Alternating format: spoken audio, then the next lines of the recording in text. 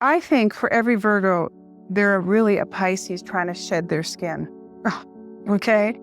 Just like for every Pisces, it's the reverse. In fact, my assistant Stephanie has a lot of Virgo and I have a lot of Pisces. And it's very interesting when we work together to watch what goes on because we have a real good working relationship. And I have all these ideas going and I have about 10 projects going at one time. And I do get them done. And I'll figure out things very quickly, but I'll go 3 or 4 leaps to get them done.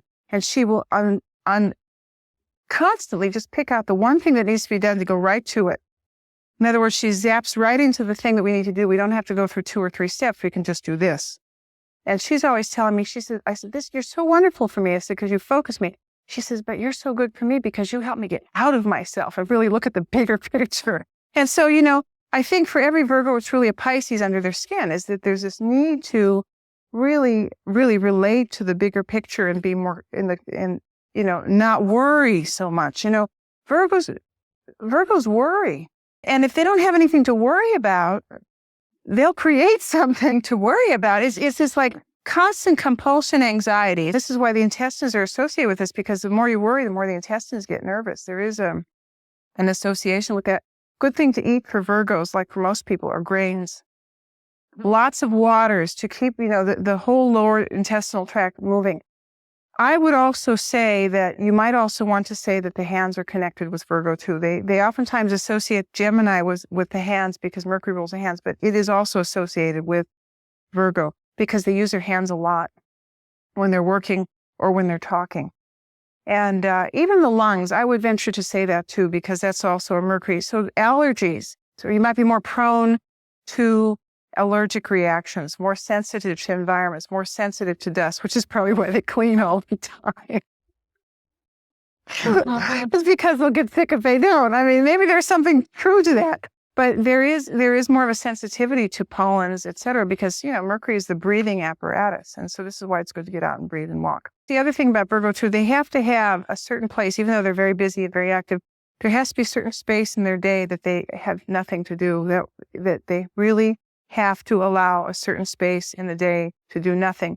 The problem with them is that they feel like if they do that, they're wasting time. And you lose more time if you don't take time. So let's see now how this sign or ascendant, probably more likely the ascendant, expresses itself in various areas of life.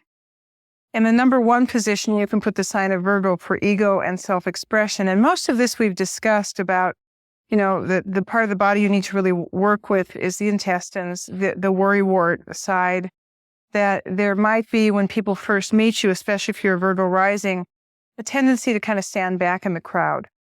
Not ones for jumping out in front of everybody saying, hi, my name is Pat, or whatever. There's more of a demeanor that's a little bit more timid. And one of the things that came up at the break, which I had really forgotten to mention, and this applies for Geminis as well as for Virgos, is they'll get up and watch television. Because there's something about the television that's real passive and it kind of strains the garbage out of your brain.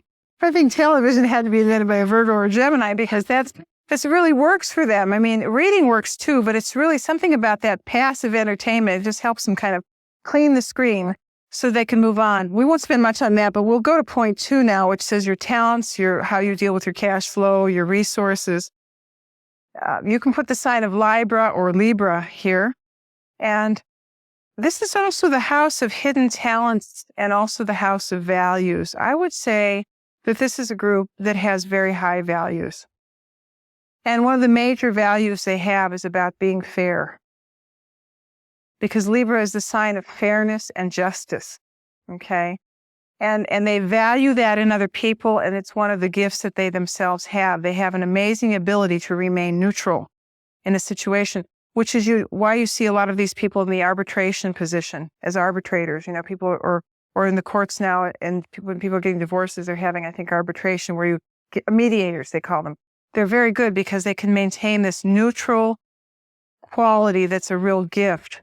I would also say, too, that even though there's a lot of things written about them being fairly frugal, because I think that is a Virgo quality, I would say when they spend their money, because the second house is how you spend your money, they do spend it on very nice things. Because the sign of Libra is ruled by Venus, and she likes nice things, okay? And they, if they're going to do anything at all, it's going to be fairly good quality or not at all. This is how they'd rather, and maybe one distinct piece.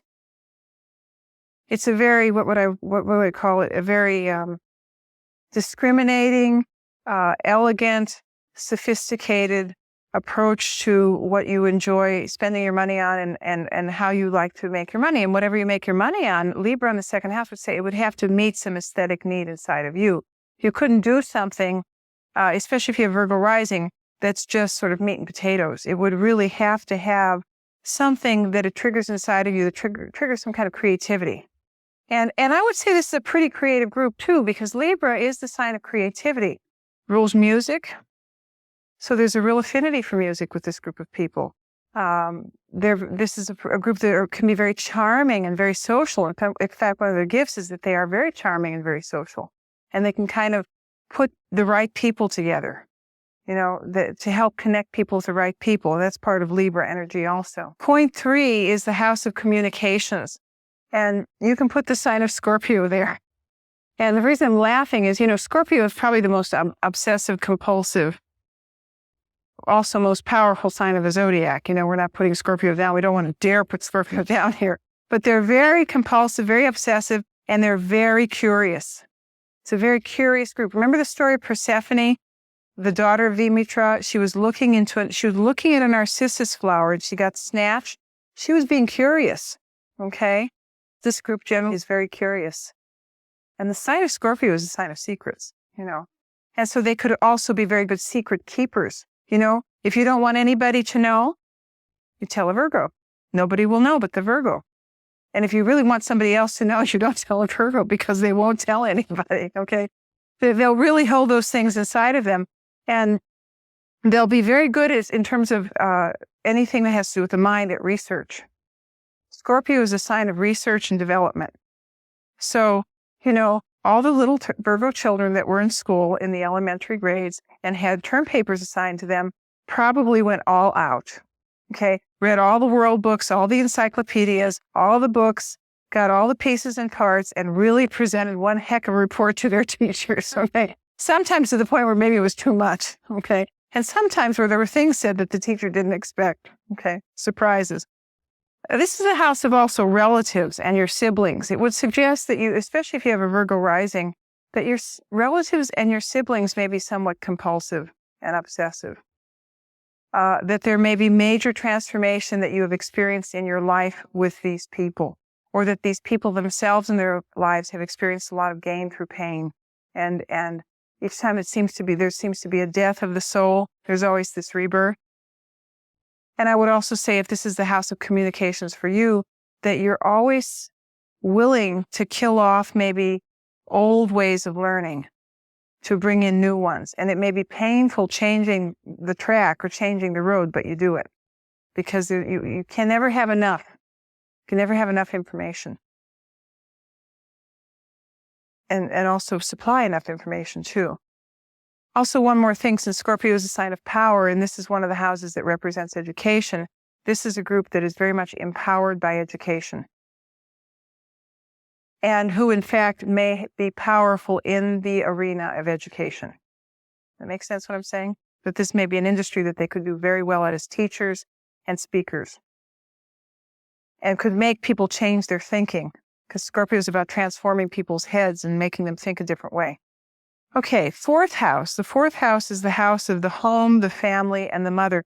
Generally speaking, in the Western system, the fourth house is associated with the mother that raised you or birthed you, or maybe that you didn't have.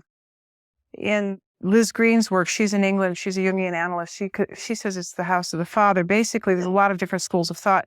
I would put the fourth house as not necessarily the mother, but the primary nurturing parent, whomever that might have been. And so the sign of Sagittarius can be placed here. You might have experienced mother as a teacher, or let's put it this way, your primary nurturing person as a teacher. You might have, since Sagittarius is pretty freewheeling and has a pretty long leash, a fairly loose parent. Does that make sense? Who wasn't really always so good on the discipline, who liked to go in the car and travel with you, though, who liked to take you to experience new things. You might have had a parent who was extremely direct, because Sagittarius is very tactless, and just says it the way it is, who told you the truth. And sometimes the truth is a little difficult. Sometimes it's hard. You might have had a parent, your experience of home might have been you had vision, or a parent or a family that trained you to have vision. A family of campers, that's what just came through my head. I don't know where that came from. Well, Sagittarius has a lot to do with camping and the out of doors. So maybe the family liked to do that a lot. I don't know. Campers are athletes. Sagittarius can be very athletic. That you might find your home the best home for you, because shows the kind of home you like. And Sagittarius is the wild and the wilderness. The best home that you might really enjoy is something that has a lot of space around it. You may not be real comfortable in a tiny cubicle condo. You might need a place that has wilderness or trees or whatever around it, because Sagittarius is Artemis. She's the goddess of the woods. You might love dogs, even though they're not always real clean. You might love dogs because Sagittarius also associated with large dogs or horses. You might live near or enjoy or appreciate horses because Sagittarius is associated with horses. You might have had a parent, actually, if we look at this, who may have been there for you mentally, but maybe didn't always have the capacity to deal on an emotional feeling level. Because this is a fire sign that's in the 4th house. Fire will purify and burn, but it has a real hard time touching and feeling. So this is part of why I think that timidity sometimes comes in with the Virgo or the Virgo rising, because there might have not always been that connection with the parent. Now, this is mostly for Virgo rising, but it could apply to some Virgos. Okay, 5th house is the house of children. I always qualify this, though, because it could be children of your body or children of your mind. Basically, creation. It's the house of creation. It's the house of creativity, romance, love, pleasure, enjoyment. Now, it's an interesting thing, and in fact, we'll divert a little bit here. You asked to do what's going on this year and last year. You can put the sign of Capricorn here. Now, Capricorn is a very reserved sign. It's loyal, it's ambitious, but it's also duty-bound. This would suggest that, and it has a reputation for being somewhat cold. I don't think it's so much cold as it is aloof, and somebody's more duty-bound. So what your experience of your children might be is that there's a kind of distance between you and they, or they're very ambitious. It might be that you don't have children, because Capricorn is not it is fertile, but it's not fertile sign. It doesn't last very long. Or if you have any, they'll be later in life. Or if you have any, you'll have maybe one, because it's ruled by Saturn, which is limitation. It would suggest that your lover is your work, and that you very much are so involved with your work that you don't always get involved with love, that's something you have to learn. That has to be a learned behavior, okay? Or that if you're in a love relationship, that you may work together with this person, or that your greatest joy might be working with this person. Pleasure might be working with your loved ones, okay? The other thing that we might say with Capricorn in the 5th house is that things that you love to do, your avocations, can actually become careers. One more thing. It would also say that in love relationships, that even though you may have had your share of perhaps disappointments, because Capricorn is not exactly the most joyful sign, would say in the second half of life after 45 or 50 is when you really have the opportunity to really be fulfilled in love. It's like late blooming in the love arena, okay? That's the first thing. The second thing would be that if you have been wounded in love, this is the sign of survivors, that you are survivors, that you're able to somehow, out of the muck, pull yourself up. It may take a while, but you have the ability to do it. And each time you come up, there's some creative spirit that comes from that, creative spirit. 6th house. The 6th house is associated with work and service. We can put the sign of Aquarius there. You folks being Virgos are real familiar with work and service. It's interesting with Aquarius, though. Now, Aquarius is kind of a different horse of a different color. Aquarius is off the wall. It's left of right. It rules anarchy and revolution. It rules commissions. It likes to be independent. It would suggest that as duty-bound as you all are, especially if you're Virgo rising, there has to be a degree of independence and freedom in the work environment. That, in fact, it may not be for you to be from a 9-to-5 job if you can't have a lot of movement. It might suggest, since Aquarius rules groups, that you would do very well working with groups. Aquarius is the magician, Prometheus, who brings the fire to the people, who wakes them up, okay? It may be that your work, your service is about waking other people up and acting as a catalyst for their change. It may be, since Aquarius rules carpentry, and sometimes it's associated with building or electronics or computers or radio and television or public information, that these are industries that might be something you might want to think about looking at. You could be very good at that. It may be that your office partners, if you're in an office at all, are a little volatile, because Aquarius is a very volatile, yo-yo-like roller coaster ride sign. And it would also suggest, however, that whatever work you might be doing might also be 20 years ahead of its time, or very progressive, like Prometheus. Prometheus in Greek means he who has foresight. Prometheus brought the fire to the people, and that's associated with Aquarius. 6th house in your house of work and service, the work you do may have tremendous foresight. It may be very futuristic, so that maybe now it's not paying off emotionally or physically or whatever, but down the road it will if you stay with it. May be that you work on commissions, because Aquarius rules commissions. Okay. Maybe that I say offbeat, friendly service style. That's what my notes say. So that when you're serving people, basically, you were saying it earlier, you're giving them the benefits. You know, the information of why this thing would be good for you, which is why they make very good salespeople. Very good salespeople, because they can tell you why you should have it, then tell you again and tell you again in 3 different ways. Okay. 7th house is the house of marriage and legal partnerships. You can put the sign of Pisces there now.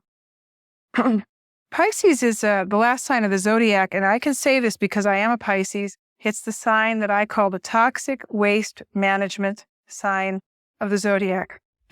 Everything has to go through Pisces before it's born again, new in Aries. Intimate relationship, i.e. marriage or long-term intimate relationship, may not be as easy for one who has Virgo rising, okay, or perhaps even for Virgos. There may be a lot of experience of sacrifice in marriage or partnership, because Pisces is the sign of sacrifice. It may be, too, that you have the capacity to attract to you a partner who is very spiritual. One of the things you have to be very careful with this, though, because Pisces, there's 2 sides to Pisces. Pisces is Dionysius, the god of ecstasy and madness, okay? And there may be a penchant for attracting to you partners who, and this is facetious, but somebody who's been in jail like 40 years, killed 20 people, had a terrible drug addiction problem, and murdered their mother, but they're still a good person.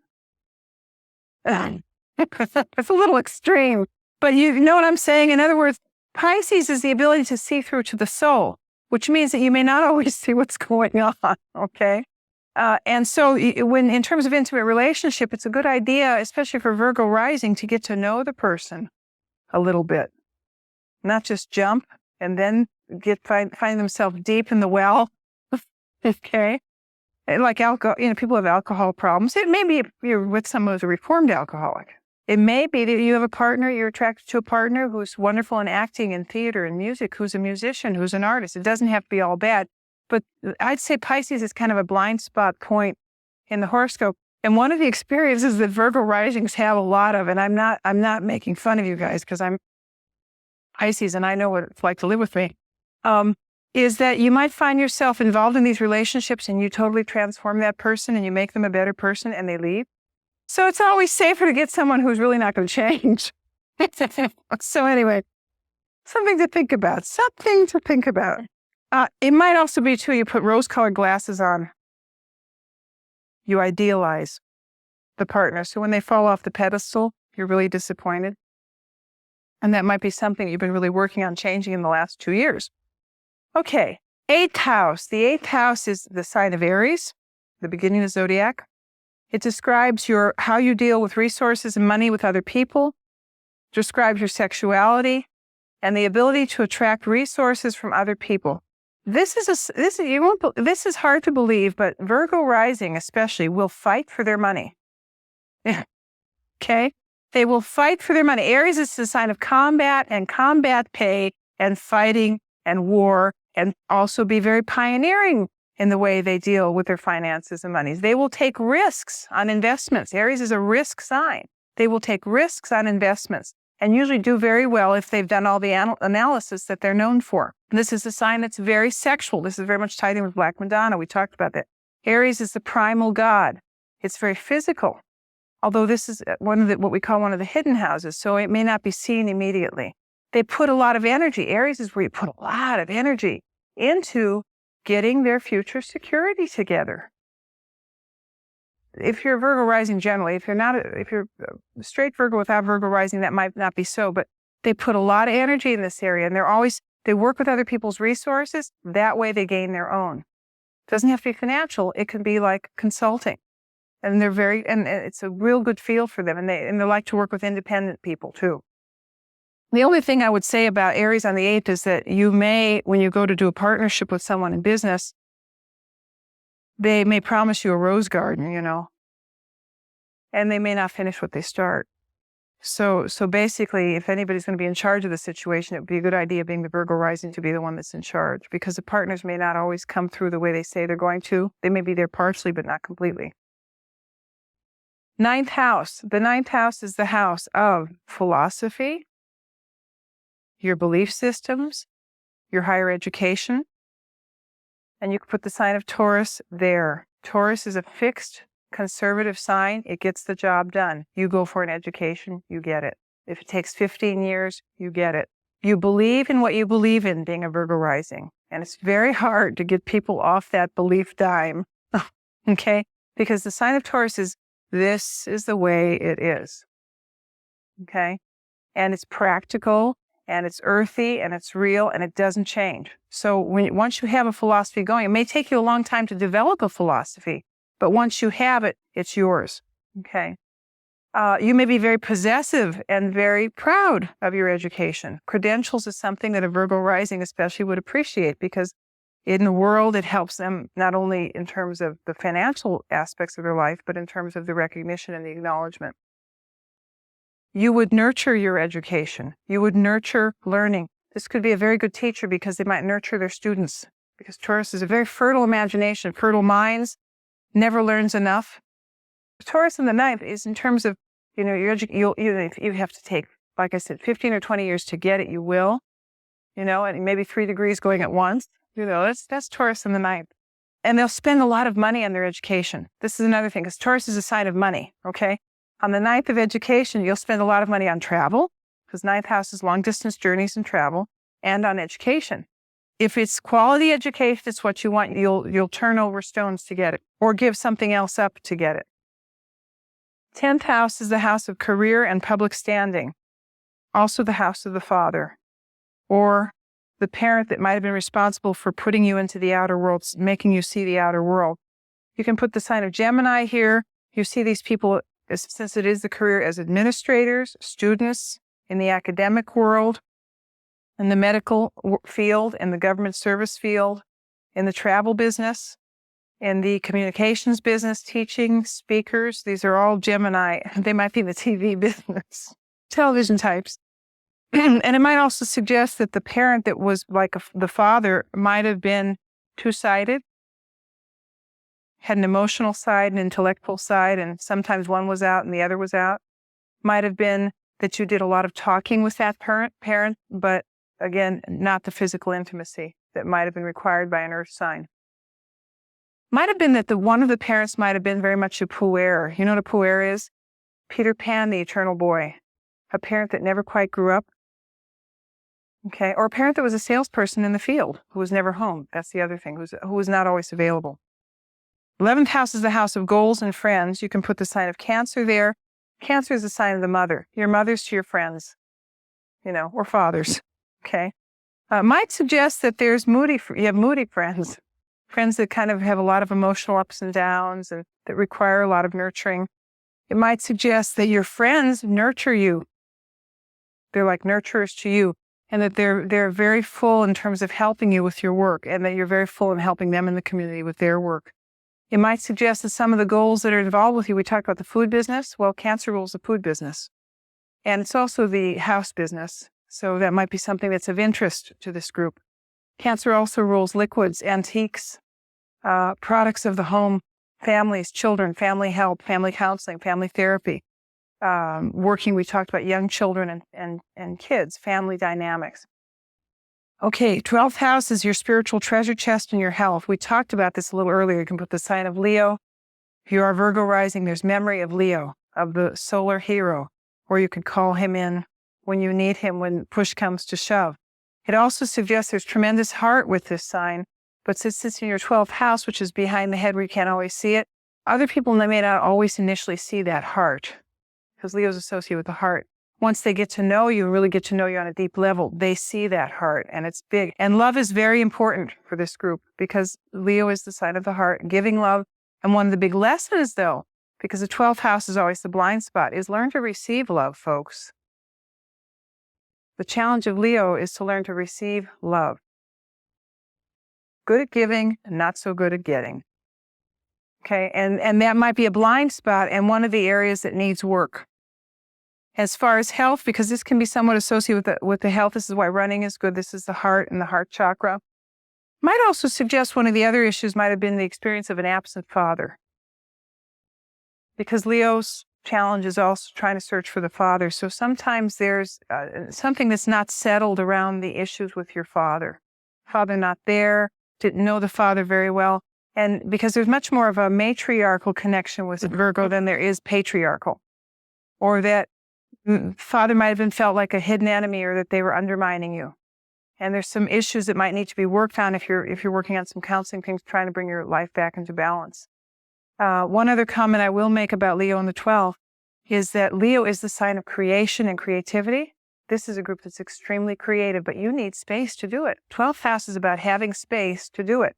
When you don't have space, you can't do it. So there has to be that time in the day or the week where you have that to create and incubate and really think about things. Leo rules the metal gold. Gold is a real good healing metal for Virgo because it's in your 12th house. And so it's a good thing to, in fact, maybe your bodies are allergic to everything else but. The skin may be real sensitive to everything else but gold, and that need to be honored. Hello, this is Georgia Stathis. You've been listening to our archived series, Myths and Signs of the Zodiac, and we thank you. If you like what you heard and you'd like to know more and hear more, please go to our website at starcycles.com, where you can find an assortment of available tools, pieces of information, and things that you can use in your own practice or in your own study of astrology. Again, thank you so much, and we hope to see you soon.